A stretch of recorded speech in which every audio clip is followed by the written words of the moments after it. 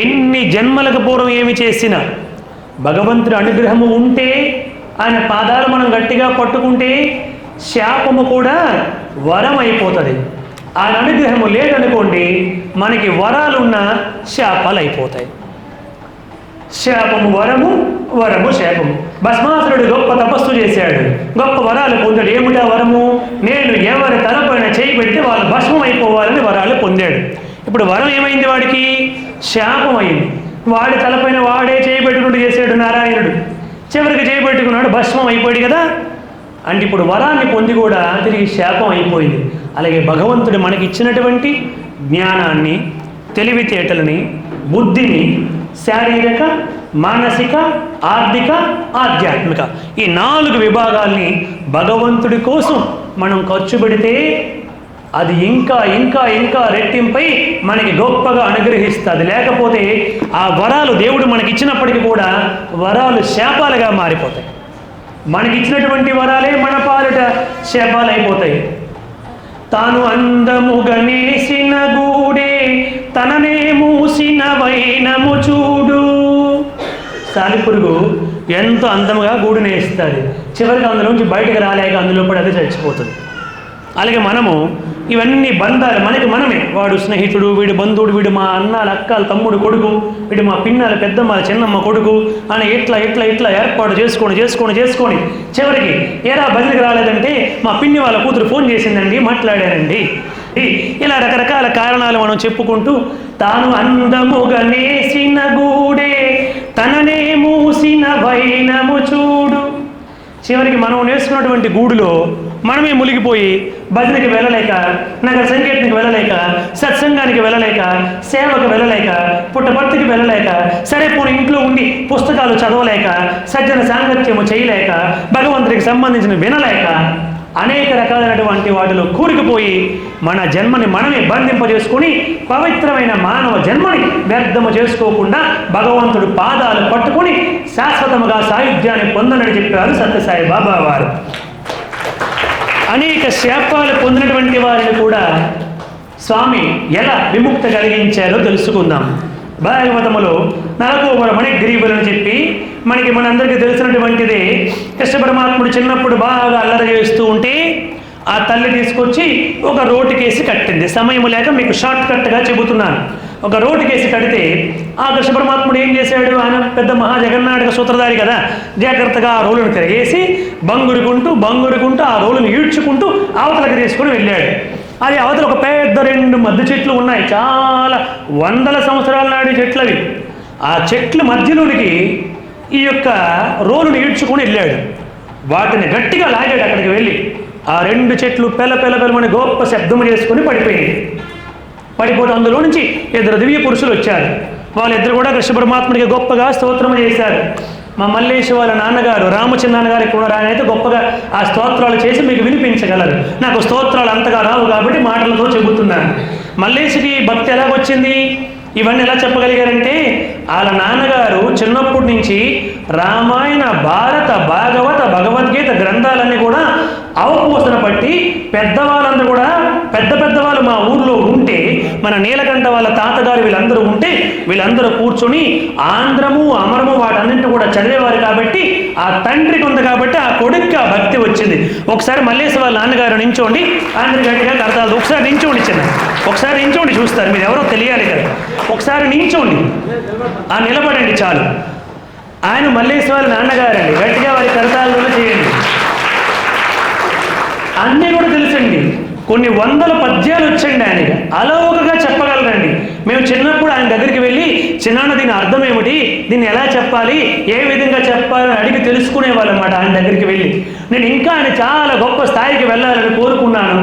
కానీ ఇంట్లో ఉన్న అనేక రకాలైనటువంటి కారణాల వల్ల, పిల్లలు ఇవన్నీ చెప్పాను కదా, మనము నేర్చుకున్న గూడు అంటూ ఒకటి ఉంది కదా, ఈ గూడు వల్ల ఇంకా వెళ్ళలేకపోయినా వచ్చే జన్మలో తప్పకుండా ఇక్కడ ఎక్కడైతే ముగింపు అవుతుందో అక్కడతో ఖచ్చితంగా ప్రారంభిస్తారు ఆయన భగవంతుడి యొక్క దివ్య అనుగ్రహం చేత. ఇక్కడికి వచ్చేసరికి ఆ 4వ మణిగ్రీవులిద్దరు, వాళ్ళిద్దరు కూడా గంధర్వులు మాట. వాళ్ళిద్దరు కూడా నారద మహర్షి యొక్క శాపానికి గురయ్యాడు. వాళ్ళిద్దరు కూడా ఒకనొకప్పుడు వాళ్ళు విచ్చలవిడిగా దిగంబరంగా స్నానము చేస్తూ ఉన్నారు, అప్సరసలతో స్నానము చేస్తూ ఉన్నారు.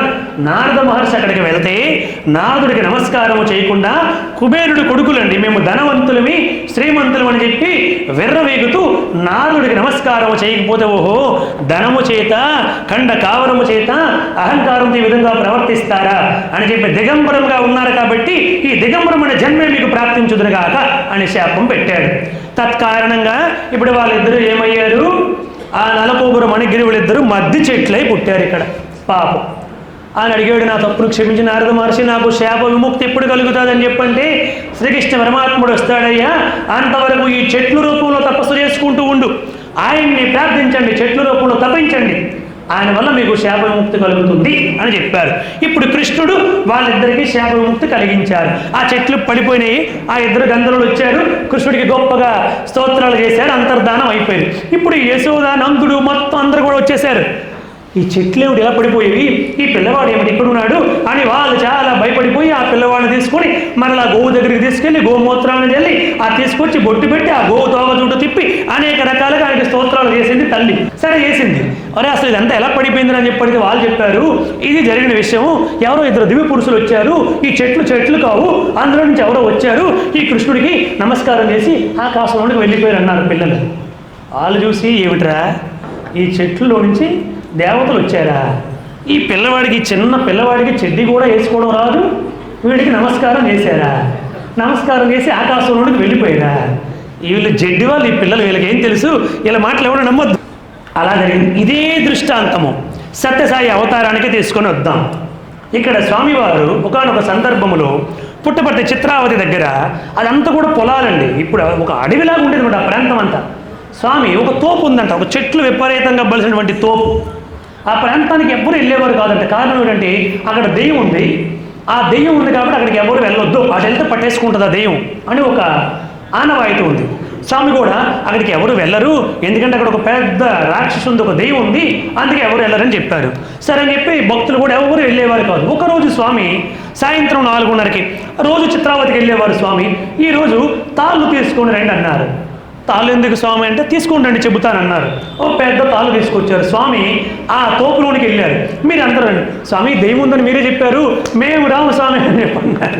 మన భక్తులు ఎలా ఉంటారంటే మనకి స్వామికి ఏమైపోయినా పర్లేదు, మనకేం కాకూడదు కాబట్టి స్వామి దెయ్యం ఉందని మీరే చెప్పారు కదా, మేము రామండి, నేను చెబుతున్నాను కదా వినండి రండి అని స్వామి తీసుకెళ్ళి ఒక పెద్ద చెట్టుకి ఆ తాడు కట్టించారండి. ఆ తాడు కడితే స్వామి కూర్చొని నన్ను ఉయ్యాలు ఊపండి అన్నారండి. అందరూ కూడా స్వామిని ఉయ్యాలు ఊపుతున్నారు. ఎంత ఊపినా స్వామికి తృప్తి కలగట్లేదు. ఇంకా జోరుగా ఊపండి, ఇంకా జోరుగా ఊపండి అంటుండే ఎంత గట్టిగా 4-5 రెళ్ళు ఊపుతున్నా స్వామి రేవుని పైకి వెళ్ళిపోతున్నారు, మళ్ళీ పైకి వస్తున్నారు. ఇట్లా ఎంత ఊపుతున్నా కూడా స్వామికి సంతృప్తి కలగట్లేదు. స్వామి ఇంకా మీరు ఊపొద్దు, మీరు ఆపేయండి, నేనే ఊపుకుంటానని స్వామి జోరుగా ఊగడం ప్రారంభించారు. వీళ్ళు స్వామి స్వామి మీరు కనిపించట్లేదు మాకు, అసలు ఆగిపోండి స్వామి ఆగిపోండి అని వీళ్ళు గట్టిగా ప్రార్థన చేశారు. ఎంతలోపు పెలమని గొప్ప శబ్దం చేసుకొని ఏ కొమ్మకైతే స్వామి ఉయ్యాలు కట్టబడిందో అదే ఒక పెద్ద చెట్టులాగా ఉంది. ఆ కొమ్మ విరిగిపోయిందండి, విరిగిపోయి కింద పడిపోయింది. స్వామి ఏరని చెప్పి వీళ్ళంతా అలా భయంతో స్వామి స్వామి స్వామిని ఏడుస్తూ ఎదుగుతూ ఉన్నారు. ఎవరు? అన్యదా శరణము నాశనటువంటి కుమారమ్మ గారు, ఇంకా చాలామంది గొప్ప గొప్ప భక్తులందరూ కూడా ఏడుస్తున్నారు, స్వామి స్వామి స్వామి అని చెప్పి చూస్తుంటే స్వామి వెనకాదుల నుంచి వచ్చి భయపడ్డారా అన్నారు. వీళ్ళకి ముందే దెయ్యం పోయింది కదా, వెనక్కి చూస్తే స్వామి ఉన్నారు. స్వామి మీరు ఉన్నారని చెప్పంటే ఏమీ భయపడొద్దు, ఆ రాక్షసి చాలా కాలంగా ఇక్కడ ఉంది, ఈ రోజుకి దాని సమయం అయిపోయింది, అందుకే ఈరోజు తీసుకొచ్చి అక్కడ ఉయ్యాల కట్టించి దానికి నేను శాప విముక్తి కలిగించాను అని చెప్పారు సాయిబాబా. అక్కడ కృష్ణుడు నల్లకోపురం మణిగ్రీవులకి శాప విముక్తి కలిగించాడు. పూతన, తృణావ్రతుడు, శకటాసురుడు అనేక మందికి స్వామి ఎలా శాప విముక్తి కలిగించారు. సత్యసాయి పరమాత్ముడు ఇక్కడ అలాగే శాప విముక్తి కలిగించారు. మరొక రోజు చిత్రావతి నదిలో స్వామివారు కొంతమందితో మాట్లాడుతూ ఉండి నీకేం కావాలో అక్కడ తీసుకో అన్నారు ఒక భక్తుడికి. అక్కడ ఎంత చూసినా ఆయనకేమీ కనిపించలేదు. ఉంది చూడు అన్నాడు స్వామి. ఆ ఇసుకంతా ఇలా తీసి అందులో చేపట్టి తీస్తే ఒక శివలింగం వచ్చింది. ఆ శివలింగం నీకే, అందరూ అభిషేకం చేయండి అన్నారు స్వామి. అక్కడ ఉన్నటువంటి వాళ్ళందరూ కూడా వచ్చి స్వామి ఒక పల్లెవులో ఆ శివలింగాన్ని పెట్టించి దానికి అభిషేకం చేయిస్తున్నారు. దూరంగా ఒక పిచ్చివాడు చాలా పిచ్చి అంత చంద్రవందరగా ఉన్నాడు, జుత్తు అంతా కూడా. ఆ పిచ్చి అబ్బాయి వచ్చి అలా కూర్చొని అలా దీనంగా స్వామి దిక్కు చూస్తున్నాడు. వీళ్ళు అతను చూస్తున్నారు, కానీ ఆ పిచ్చివాడి కథను వదిలేశారు. స్వామి అతని వైపు చూసి ఇలా సైడ్ చేశారు, ఇలా రా అన్నారు. ఆ పిచ్చివాడు వస్తుంటే వీళ్ళు భయపడిపోతున్నారు. ఇదేమిటి పిచ్చివాడు దగ్గరికి వస్తున్నాడు, ఏం చేస్తాడో ఏమిటో అని చెప్పి స్వామి అన్నారు. ఏం కాదులే అని చెప్పి ఆ పిచ్చి అతను పిలిచి, ఏమి అభిషేకం చేస్తావా అన్నారు స్వామి. స్వామి అని ఇలా అన్నాడు. చేసుకో అన్నారు స్వామి. అక్కడ నీళ్ళు ఇస్తే స్వామికి ముందు పాదాలకు నమస్కారం చేసి స్వామి చుట్టూ 3 సార్లు ప్రదక్షిణ చేసి ఆ లింగం మీద నీళ్లు పోసి అతను ఏమిటేమిటో స్మరించుకుంటున్నాడు. వీళ్ళకైతే బయటికి చూస్తే అంతా పిచ్చివాడు ఏదో మాట్లాడుతున్నాడు అనుకున్నారు. అయిన తర్వాత స్వామి వెళ్ళిపో అన్నాడు స్వామి. అక్కడ దాదాపు 40-50 మంది ఉన్నారు, కుమారమ్మ గారితో సహా. అలా కొంత దూరం వెళ్ళి వీళ్ళు అలా చూస్తున్నారు, ఈ పిచ్చివాడు ఎక్కడికి వెళ్తాడు అబ్బా అని. అక్కడికి వెళ్ళి టక్మని అదృశ్యం అయిపోయింది ఆ పిచ్చివాడు. వీళ్ళు ఒకసారి చూసి, స్వామి ఆ పిచ్చివాడు ఏమయ్యాడు స్వామి, ఎక్కడికి వెళ్ళాడు అని చెప్పంటే, వాడు పిచ్చివాడు కాదు, వాడు గంధర్వుడు, శాపవశాస్తు 300 సంవత్సరాలు అయ్యింది వాడు ఇలా ఇక్కడ పిచ్చివాడిగా ఇలా ఈ ప్రాంతాల్లో అనేక ప్రాంతాల్లో తిరుగుతూ ఉన్నాడు. ఈరోజు వాడికి నేను శాప విముక్తి కలిగించాను అని చెప్పారు సాయిబాబా. ఇలా 1-2 స్వామివారు ఇలా ఎంతోమందికి అనేక విధాలుగా అనుగ్రహిస్తూ శాపాల నుంచి విముక్తి కలిగిస్తూ సత్యసాయి పరమాత్ముడు కాపాడుకుంటూ వచ్చారు.